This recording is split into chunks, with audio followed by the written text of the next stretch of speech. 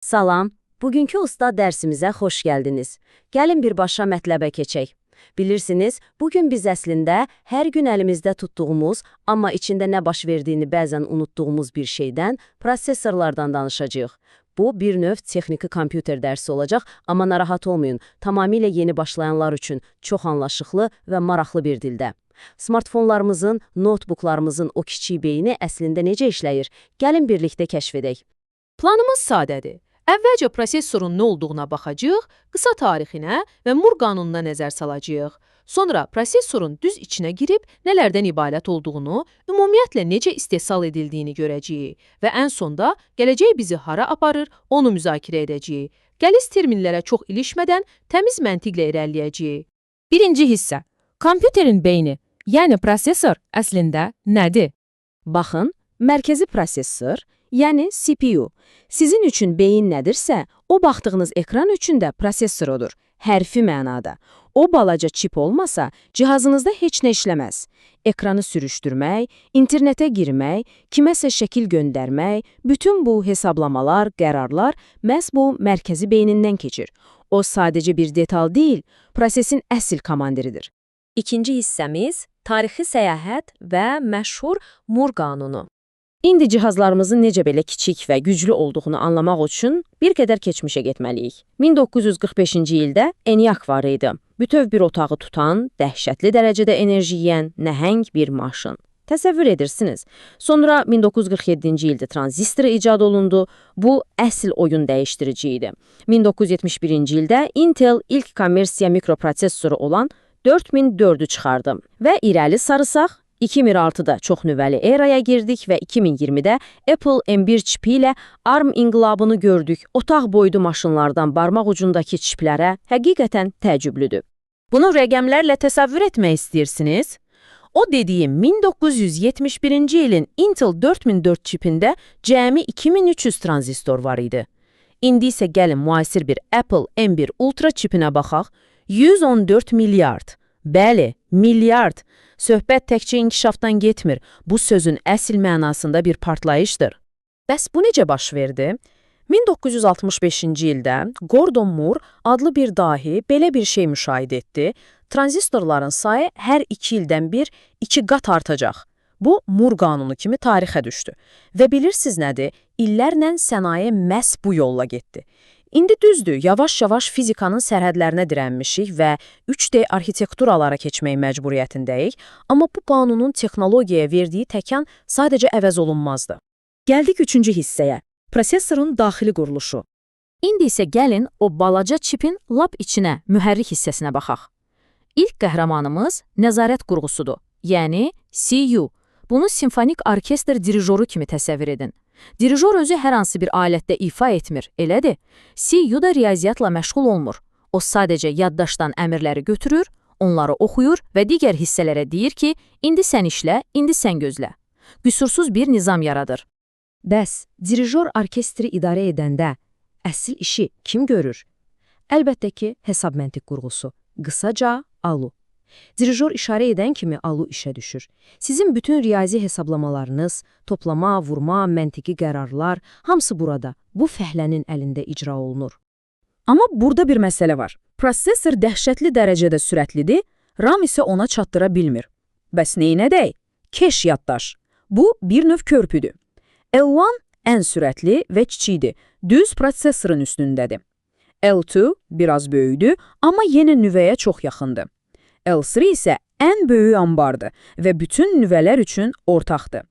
Tez-tez lazım olan məlumatlar bura yığılır ki, o super sürətli prosesorumuz boş-boşuna RAM-ı gözləməsin. Arxitekturaya gəldikdə iki əsas fəlsəfə var, CISC və RISC. Məsələn, Intel və AMD CISC istifadə edir. Bunu İsveçrə ordusu bıçağı kimi düşünün, mürəkkəbdir, bir hərəkətlə bir neçə fərqli işi görə bilir. ARM və Apple isə RISC yolunu seçib.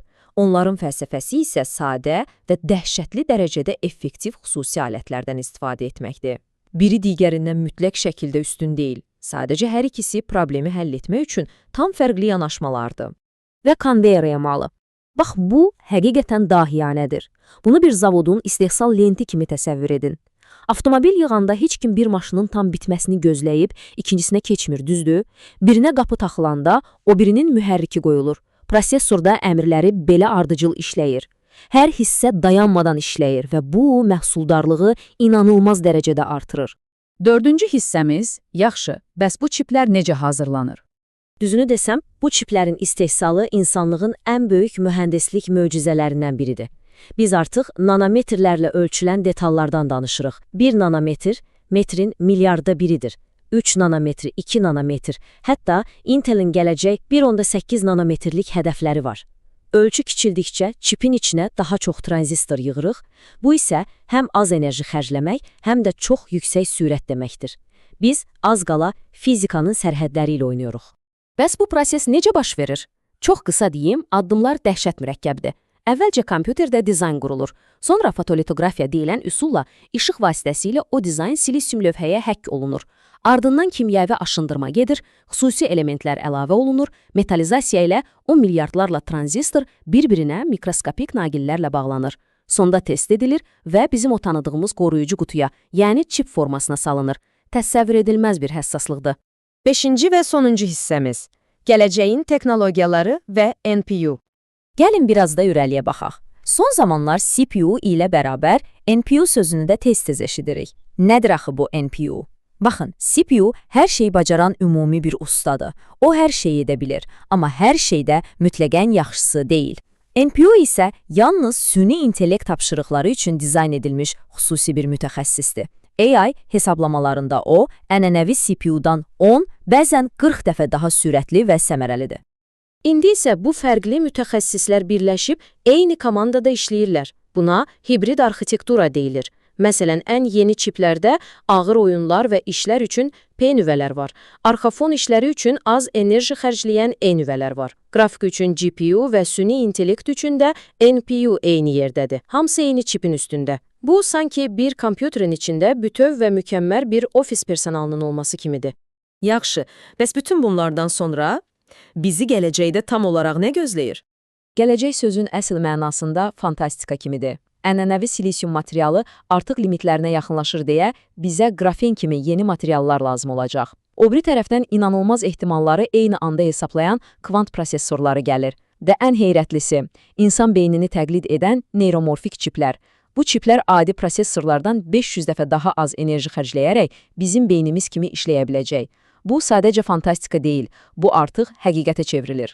Və bunun miqyasını anlamaq üçün bircə dənə rəqəmə də baxaq. 267 milyard dollar.